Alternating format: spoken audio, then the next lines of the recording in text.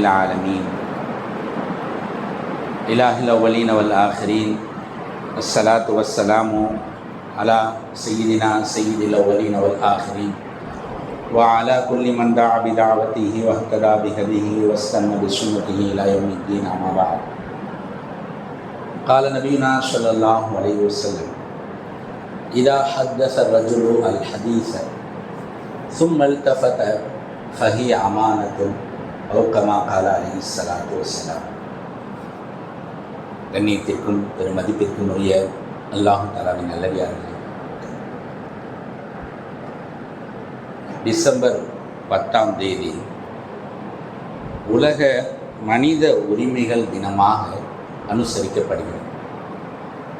மனித உரிமைகள், ஒவ்வொரு மனிதனுக்கும் இந்த உலகத்தில் வாழ்வதற்கான உரிமையிலிருந்து சில அடிப்படை உரிமைகளை முழு உலக மக்களுமே ஏற்றுக்கொள்கிறாங்க.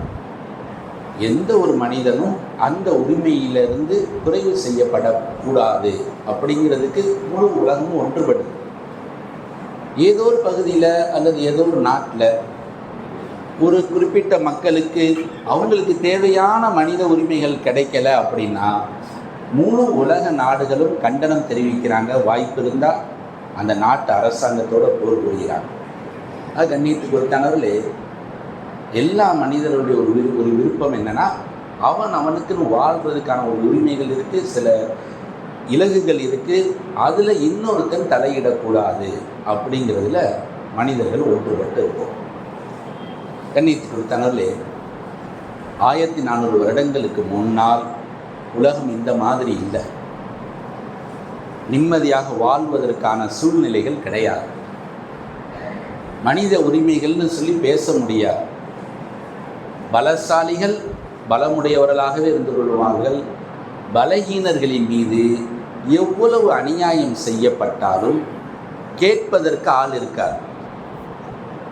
கேட்கறதுக்கு ஆள் இல்லாமல் போகிறது தான் மனித உரிமைகள் இல்லாமல் ஆகுது. உலகத்தில் உள்ள எந்த ஒரு பலசாலியும் பலகீனமான மக்களை எவ்வளவு துன்புறுத்துதலுக்கு வேணாலும் ஆளாக்கலாம். இன்னொருத்தவர் ஏன்னு கேட்க மாட்டார். சாதாரண கிராமங்கள்லேருந்து முழு உலக நாடுகள் வரைக்கும் பல நாடுகளுடைய சூழ்நிலை இப்படி தான் இருந்துச்சு. சமீப காலமாக நாகரிகங்கள் வளர்ந்த பிறகு தான் மனித உரிமைகள் முழு உலகத்தில் உள்ள மக்களுக்கு என்ன நடக்குதுன்னு சொல்லி பிற மக்களால் அறிந்து கொள்ள முடியக்கூடிய சூழ்நிலை வந்துச்சு. ஆனால் 1400 வருஷத்துக்கு முன்னாடி நபி ஸல்லல்லாஹு அலைஹி வஸல்லம் அவர்கள் அவங்களுடைய வாழ்நாளில் இபாதத்துகளை கற்றுக் கொடுத்தது மாதிரி, ஏகத்துவத்தை கற்றுக் கொடுத்தது மாதிரி, ஆகிரத்தை கற்றுக் கொடுத்தது மாதிரி, ஒவ்வொரு மனுஷனுக்கும் என்னென்ன தனிப்பட்ட உரிமைகள் இருக்குது அப்படிங்கிற விஷயத்தையும் கற்றுக் கொடுத்து அதை ஒரு பெரிய சமூகத்தால் அமல் செய்யப்படக்கூடிய ஒரு சூழ்நிலையை உருவாக்கியிருக்காங்க முஹம்மது நபி ஸல்லல்லாஹு அலைஹி வஸல்லம். கண்ணியத்துக்கு கொடுத்தவர்களே, நபி ஸல்லல்லாஹு அலைஹி வஸல்லம் அவர்கள் கற்றுக் கொடுத்த மனித உரிமைகளில் ரொம்ப முக்கியமானது ஒவ்வொரு மனிதனுடைய தனிப்பட்ட பிரைவேசி, அவருடைய தனித்தன்மை, அவருடைய தனிப்பட்ட சிந்தனைகள், தனிப்பட்ட கருத்துக்கள், தனிப்பட்ட வாழ்க்கைக்கு நபி ஸல்லல்லாஹு அலைஹி வஸல்லம் அவர்கள் மரியாதை அளித்தார்கள். இன்னொருவன் அதில் தலையிடுறத நபி ஸல்லல்லாஹு அலைஹி வஸல்லம் அவர்கள் வன்மையாக கண்டித்தார்கள். தனிப்பட்ட பிரைவேசினா என்னங்க? அவர் வாழ்நாளில் அவர் என்னென்ன விஷயங்களை மறைக்கணுமாக நினைக்கிறாரோ, என்னென்ன விஷயங்களை தனிப்பட்ட முறையில் செய்யணும்னு நினைக்கிறாரோ அவர் செய்ய முடியும். இன்னொரு மனிதன் அதில் போய் தலையிடக்கூடாது. இந்த அடிப்படையில் நபி ஸல்லல்லாஹு அலைஹி வஸல்லம் அவர்கள் என்ன கற்றுக் கொடுத்தார்கள்? முதல்ல சொன்னாங்க நபி ஸல்லல்லாஹு அலைஹி வஸல்லம் அவர்கள் பிறர் வாழ்க்கையில் தலையிடக்கூடாதுங்கிறதுக்கான ஒரு அழகான வழிமுறைகளை ஒன்று சொன்னாங்க.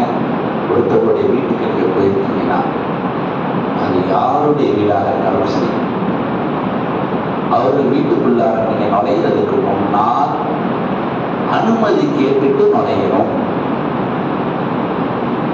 எந்த ஒரு சூழ்நிலையிலும் என் வீடு தானே அல்லது எனது உறவினர் வீடு தானே அப்படிங்கிற சிந்தனையில் அனுமதி இல்லாமல் நுழைவதை நபி ஸல்லல்லாஹு அலைஹி வஸல்லம் அவர்கள் தடை செய்தார்கள். சஹாபாக்களுடைய சிந்தனை எந்த வச்சு தன்னுடைய வீட்டுக்கு போகும்போதும் அனுமதி கேட்டுட்டு தான் போவாங்க. சரி, இப்ப அனுமதி கேட்கணும். இது ஒரு நபியவர்கள் கற்றுக் கொடுத்ததுல ஒன்று. அடுத்து இவர் அனுமதி கேட்கிறாரு. வீட்டுக்குள்ள இருக்கிறவர் நினைக்கிறாரு இவரை உள்ள நம்ம வர சொல்ல வேண்டாம், இவருக்கு நம்ம அனுமதி கொடுக்க வேண்டாம்னு நினைக்கிறார் வீட்டுக்குள்ள இருக்கிறவர். நபி ஸல்லல்லாஹு அலைஹி வஸல்லம் வழிகாட்டினாங்க, நீங்க போனீங்கன்னா 3 தடவைகள் அனுமதி கேளுங்க. 3 தடவைகள் நீங்க கூப்பிட்டீங்க, நீங்க கூப்பிட்ட சத்தம் அவருக்கு வீட்டுக்குள்ள உள்ளவருக்கு கேட்டுச்சு, அப்படி இருந்து உங்களுக்கு பதில் சொல்றதுன்னா நீங்கள் திரும்பி விடுங்கள். நபி ஸல்லல்லாஹு அலைஹி வஸல்லம் நினைக்க கூடாது, நான் கூப்பிடுறேன், வீட்டுக்குள்ள நீங்க இருக்கிறது எனக்கு தெரியுது, அப்படி இருந்து எனக்கு ஏன் நீங்க அனுமதி கொடுக்கலன்னு இவருக்கு கோபித்துக் கொள்வதற்கான எந்த உரிமையும் கிடையாது. வீட்டுக்குள்ள இருக்கிறவருக்கு உரிமை இருக்கு. யாரை வேணாலும் அனுமதி கொடுத்து வர சொல்லலாம், யாருக்கு வேணாலும் அனுமதி கொடுக்காமல் இருக்கலாம். அது தடை அல்ல, அது தவறு கிடையாது.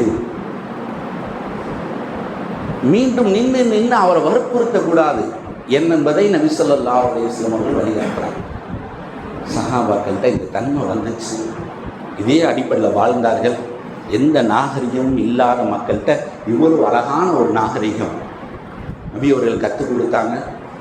நபி அவங்களுடைய காலத்துக்கு பிறகு ஹல்ரத் உமர் ரலியல்லாஹு அன்ஹுடைய ஹிலாஃபத்துடைய சமயம். உமர் ரலியல்லாஹு அன்ஹு அவர்கள் ஒரு சமயத்தில் தன்னுடைய வீட்டில் ஏதோ ஒரு அலுவலில் முக்கியமான ஏதோ ஒரு வேலையில் ஈடுபாட்டில் இருக்காங்க. ஹல்ரத் அபு மூசா அஷ்ஷாரி ரலியல்லாஹு அன்ஹு அவர்கள் உமர் ரலியல்லாஹு அன்ஹு பார்க்கறதுக்காக வீட்டு வாசலுக்கு வந்து நின்று அனுமதி கேட்குறாங்க. உமர் ரலியல்லாஹு அன்ஹு சப்தம் கேட்டுச்சு, ஆனால் அனுமதி கொடுக்கல. ஒரு தடவை, 2வது தடவை, 3வது தடவை, 3 தடவையும் அனுமதி கேட்டாங்க. 3 தடவையும் உமர் ரலியல்லாஹு அன்ஹு அவர்கள் உள்ள அனுமதி கொடுக்கல. அபு மூசா அஷ்ஷாரி ரலியல்லாஹு அன்ஹு அவங்க திரும்பி போய்கொண்டு இருக்கிறாங்க. சிறிது நேரம் கழித்து உமர் ரலியல்லாஹு அன்ஹு ஞாபகம் வருது. அபு மூசா அவர்களுடைய குரல் கேட்டுச்சு, வெளியே நிற்கிறாரா பாருங்க அப்படின்னு குறிக்கிறாங்க. வீட்டில் இருக்கிறவங்க வந்து பார்த்தாங்க, வெளியே யாருமே இல்லை. அபு மூசா அஷ்ஷாரி ரலியல்லாஹு அன்ஹு தூரத்துக்கு போய்கிட்டு இருக்காங்க. சொன்னாங்க, உமர் ரலியல்லாஹு அன்ஹு அவரை கூட்டிட்டு வாங்க. அபு மூசா அஷ்ஷாரி ரலியல்லாஹு அன்ஹு அவங்க வந்தாங்க. உமரெல்லாம் கேட்டாங்க, நீங்கள் வீட்டுக்கு வந்தீங்க, நான் ஒரு வேலையில் இருந்தேன், என்னால் அதை கவனிக்க முடியலை, ஏன் அதுக்குள்ளார உடனே திரும்பி போயிட்டீங்களே? அபு மூசா அஷ்ஷாரி ரலியல்லாஹு அன்ஹு சொன்னாங்க, இவ்வாறு தான் நாங்கள் ஏவப்பட்டிருக்கோம். நபி அவங்க எங்களுக்கு சொன்னாங்க, 3 தடவை அனுமதி கேட்கணும், அனுமதி கொடுத்தால் சரி, இல்லை நான் திரும்பிடணும்னு நபி அவங்க சொன்னாங்க. அதனால தான் நான் அந்த வழிகாட்டுதல் அடிப்படையில், அந்த ஹதீஸ் அடிப்படையில் தான் நான் திரும்பி போனேன். அபு மூசா அஷ்ஷாரி ரலியல்லாஹு அன்ஹு சொல்கிறாங்க. உமர் ரலியல்லாஹு அன்ஹு அவர்களுக்கு இந்த செய்தி புது செய்தியாக இருக்குது. சொன்னாங்க, நீங்கள் இதுக்கு யாரையாவது ஒருத்தர் சாட்சியாக ஆக்காத வரைக்கும் இதே மாதிரி நபியவங்கள்ட்ட கேட்ட இன்னொரு நபரை கூட்டிகிட்டு வந்தே ஆகணும். இதை நான் கேட்டதில்லை, நீங்கள் இதை எப்படி அறிஞ்சீங்க, இது ஹதீஸுன்னு சொல்கிறீங்களே, எனக்கு ஆதாரத்தை காட்டுங்க. உங்களை மாதிரியே கேட்ட இன்னொரு நபரை கூட்டிகிட்டு வாங்க. உமர் ரலியல்லாஹு அன்ஹு ஹலீஃபாவாக இந்த அடிப்படையில் கட்டளை. அபு மூசா அஷ்ஷாரி ரலியல்லாஹு அன்ஹு அவங்க போகிறாங்க. அன்சாரிகள் அமர்ந்திருக்கக்கூடிய ஒரு சபையை பார்க்குறாங்க. போய் இந்த விஷயத்தை சொன்னாங்க, இந்த மாதிரி நடந்துச்சு, நான் இப்படி ஒரு ஹதீஸை சொன்னேன். உமர் ரலியல்லாஹு அன்ஹு ஆதாரம் கேட்குறாங்க, உங்களில் யாராவது இது மாதிரியான ஹதீஸை, இந்த விஷயத்தை நபி உங்கள்கிட்ட இருந்து கேட்டிருக்கீங்களா? இப்போ அன்சாரி தோழர்கள்ல அபு சயீத் அல் ஹுத்ரி ரலியல்லாஹு அன்ஹு அவர்கள் என்ற ஒரு தோழர் இருந்தார். அவர் எந்திரிச்சு சொன்னார், நான் கேட்ட இதே ஹதீஸை நீங்கள் எதை நபி உங்கள்கிட்ட கேட்டிருக்கீங்களோ அதே செய்தியை நான் கேட்டிருக்கேன், இப்போ வாங்க என்னோடன்னு சொல்லி கூட்டிகிட்டு போனாங்க. ஹல்ரத் உமர் ரலியல்லாஹு அன்ஹு அவங்கள்ட்ட போய் அவங்க சாட்சி காமிச்சாங்க. பிறகு உமர் ரலியல்லாஹு அன்ஹு அந்த ஹதீஸை கேட்டுட்டு சொன்னாங்க, நாங்கள் வியாபாரங்களில் ஈடுபட்டது இன்னும் அரிதான பல தகவல்களை நபியவங்கள்ட்ட கற்றுக்கிறத விட்டு எங்களை தடுத்துருச்சு அப்படின்னு சொல்லி அந்த ஒரு வருத்தத்தை தெரிவித்தாங்க. 2 சஹாபாக்களையும் அனுப்பி வச்சாங்க. யார் கண்ணியத்து கொடுத்தாங்க? நாம் இங்கே விளங்கக்கூடிய முதல் விஷயம், ஒரு மனிதருடைய தனிப்பட்ட செயல்பாடுகளுக்கு மார்க்கம் கொடுக்கக்கூடிய அனுமதி, மார்க்கம் கொடுக்கக்கூடிய சுதந்திரம். இன்னொரு முறை நபி ஸல்லல்லாஹு அலைஹி வஸல்லம் அவர்கள் வீட்டுக்குள்ளே உட்கார்ந்து இருக்கிறாங்க. வீட்டினுடைய கதவுல ஒரு சின்ன ஒரு துளை ஒன்று இருக்கு. ஒரு நபர் வந்தவர் ஏதோ ஒரு சிந்தனை, நபியவங்க இருக்காங்களா இல்லையாங்கிறத தெரிஞ்சு கொள்ளணும். பெரிய தவறான சிந்தனைகள் கிடையாது. ஆனால் நபி அவங்களை தெரிஞ்சுக்கணுமே, இருக்காங்களாங்கிறத உறுதிப்படுத்தணுமே அப்படிங்கிற சிந்தனையில் வந்தவர் அந்த கதவுடைய துளை வழியாக நபி அவங்க இருக்காங்களான்னு பார்க்குறார். இது ஒரு தனி மனிதனுடைய சுதந்திரத்தில் கேடு விளைவித்தல், தீங்கு விளைவித்தல். ஒரு மனிதன் தனிமையில் இருக்கும் பொழுது அனுமதி இல்லாமல் அவருடைய சூழ்நிலையை நம்ம பார்க்குறதுங்கிறது மிகப்பெரிய தடை. இதை செய்யக்கூடாது. அவர் கண்ணால் எட்டி பார்க்குறாரு அந்த துளையின் வழியாக. நபி அவங்க பக்கத்தில் ஒரு கம்பி ஒன்று வச்சுருந்தார். அதை எடுத்துக்கிட்டு அப்படி குத்துற மாதிரி அந்த துளையில் பார்க்குறத தெரிஞ்சுக்கிட்டாங்க நபியவங்க. அந்த துளை கம்பி எடுத்துக்கிட்டு குத்துற மாதிரி ஒரு சைக்கினையை செஞ்சாங்க. செஞ்சுட்டு சொன்னாங்க, யாராவது ஒருவர் இப்படி பார்த்து நீங்கள் அவருடைய கண்ணை குத்திட்டா கூட உங்களுக்கு பகரத்துக்கு உங்கள் கண்ணு குத்தப்படாது. பொதுவாக ஒருவர் இன்னொருத்தரை காயப்படுத்தினார்னா அதுக்கு பதிலுக்கு கிசாஸுங்கிற அடிப்படையில் அவருக்கு காயப்படுத்துறதுக்கான உரிமை இருக்குது. ஆனால் இப்படி ஒரு மனுஷன் செய்கிறது உங்களுக்கு நடந்துச்சுன்னா நீங்கள் கண்ணை குத்திட்டா கூட உங்கள் மீது எந்த குற்றமும் கிடையாது என்பதாக சொல்லி இப்படி பார்க்குறது எவ்வளோ பெரிய கெட்ட செயல் அப்படிங்கிறத நபி ஸல்லல்லாஹு அலைஹி வஸல்லம் அந்த சஹாபாக்களுக்கு புரிய வச்சாங்க. கண்ணியத்துக்கு கொடுத்தாங்க. இதுதான் மாற்றம் காட்டக்கூடிய தனிநபருடைய சுதந்திரத்தில் தலையிடாமல் இருப்பதனுடைய வலியுறுத்தல். அடுத்து பார்க்குறோம், ஒரு மனிதர் நம்மள்கிட்ட ஒரு செய்தியை சொல்கிறார். அந்த செய்தியை நம்ம பாதுகாக்கிறது அந்த மனிதனுக்கு நாம் கொடுக்கக்கூடிய உரிமை, அந்த மனிதனுக்காக நாம் செய்ய வேண்டிய கட்டாயமான விஷயம்.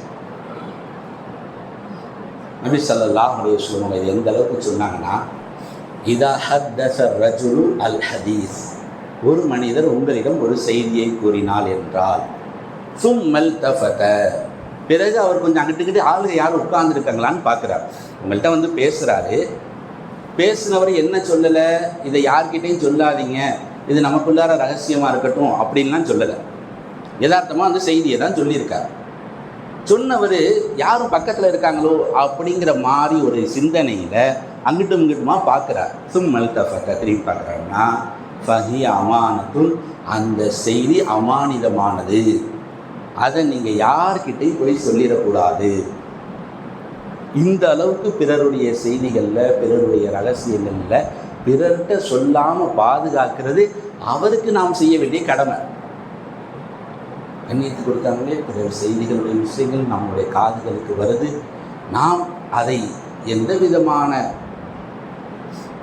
வேலிகளும் இல்லாமல் அதை பரப்புகிறோம். எந்த விதமான கட்டுப்பாடுகளும் இல்லை. எந்த செய்தி வேணாலும் நம்ம காதுக்கு வரலாம், எந்த செய்தியை வேணாலும் யாருக்கு வேணாலும் நாம் கடத்தலாம். கண்ணியத்துவம் இது அப்படிப்பட்ட உரையாடல் மார்க்கத்தில் அனுமதிக்கப்பட்டது கிடையாது. நமக்கு வரக்கூடிய செய்தி எவ்வளவு பலமுடையதாக இருக்குதோ அந்த அளவுக்கு அதெல்லாம் பாதுகாப்பானது. அவர் அதை நம்மள்கிட்ட சொல்லணும்னு தேவையில்லை, இதை யார்ட்டையும் சொல்லிடாதீங்க அப்படிங்கிறது கிடையாது. செய்தி எவ்வளவு பெரிய செய்தியாக இருக்கோ நம் மீது இன்னொரு கடமையும் வந்துடும், அதை யார்கிட்டையும் சொல்லாமல் இருக்கிறது. சஹாபாக்கள் எந்த அளவுக்கு உறுதியாக இருந்திருக்கிறாங்க பார்க்குறோம். சிறு வயது சஹாபாக்கள்கிட்ட அவ்வளோ பேணுதல் இருந்திருக்கு இந்த மாதிரியாக செய்திகளை பாதுகாக்கிறதுல. ஹஜ்ரத் அனஸ் ரலியல்லாஹு அன்ஹு அவர்கள் சிறு பிராயம் நபி ஸல்லல்லாஹு அலைஹி வஸல்லம் பணிவிடையாளராக இருக்கிறாங்க. சின்ன சின்ன வேலைகளை நபி அவங்க கொடுப்பாங்க. அந்த வேலைகளை அனஸ் ரலியல்லாஹு அன்ஹு செய்வாங்க.